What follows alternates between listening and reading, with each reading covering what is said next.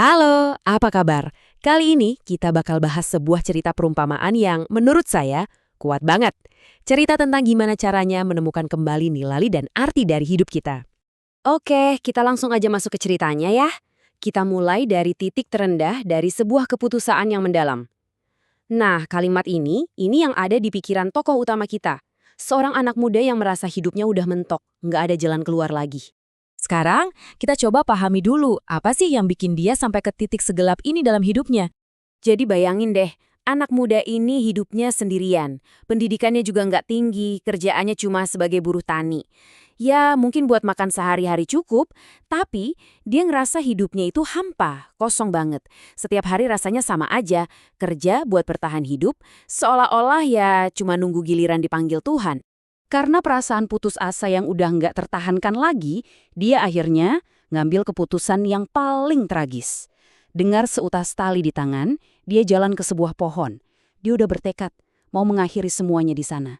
Nah, disinilah ceritanya jadi menarik banget. Justru di saat manusia udah kehilangan harapan, alam seolah-olah punya cara sendiri buat bicara. Pas banget dia udah mau, melakukan niatnya itu, tiba-tiba ada suara yang menghentikannya. Suara yang nggak disangka-sangka. Pohon yang dia tuju tiba-tiba ngomong sama dia dengan lembut. Pohon pertama ini bilang, "Tolong jangan gantung diri di dahanku." Ternyata dahan tua itu punya fungsi yang luar biasa. Setiap pagi, dahan itu jadi panggung buat burung-burung berkicau, buat nyenengin semua yang ada di sekitar situ.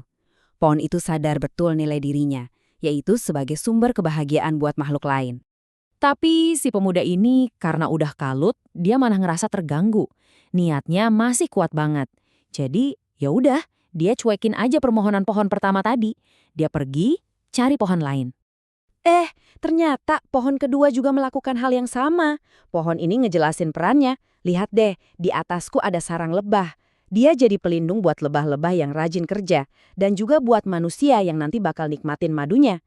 Lagi-lagi kita lihat kan, sebuah kehidupan yang punya tujuan jelas. Tanpa ngomong apa-apa, si pemuda jalan lagi. Ini udah kedua kalinya dia dihentikan. Walaupun dia tetap jalan, sebenarnya tanpa sadar ada benih-benih pikiran baru yang mulai tumbuh di kepalanya. Dan sampailah dia di pohon ketiga yang juga membagikan nilainya.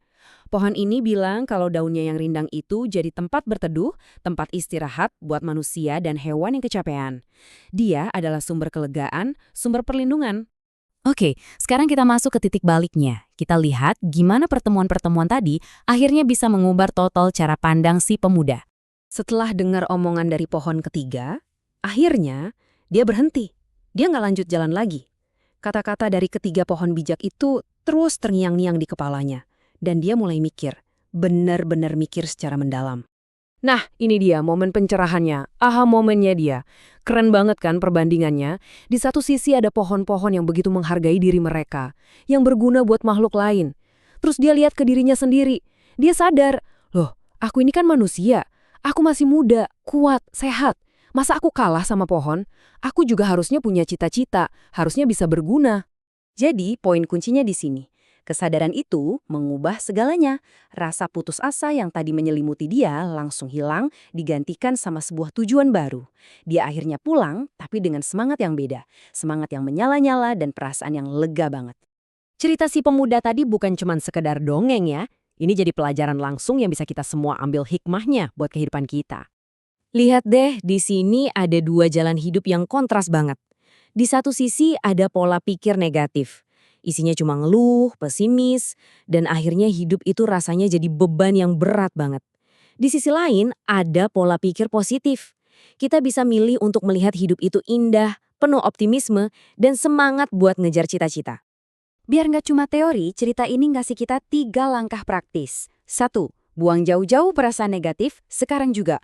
Sama kayak si pemuda yang akhirnya ngelepasin tali dan rasa putus asanya. 2. Rawat pikiran-pikiran yang positif. Contohnya kayak pohon-pohon tadi yang fokus sama tujuan baik mereka. Dan yang ketiga, yang paling penting, ambil tindakan positif. Kayak si pemuda yang nggak cuma mikir, tapi beneran pulang dengan semangat baru buat mulai hidupnya lagi.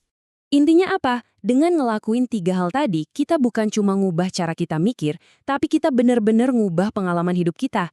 Inilah jalan menuju hidup yang penuh rasa syukur, semangat, dan ujung-ujungnya kesuksesan yang luar biasa. Nah, sebagai penutup, saya mau ninggalin satu pertanyaan buat kita renungkan sama-sama. Setelah dengerin cerita tadi, gimana cara kamu mau memberi nilai pada hidupmu mulai hari ini?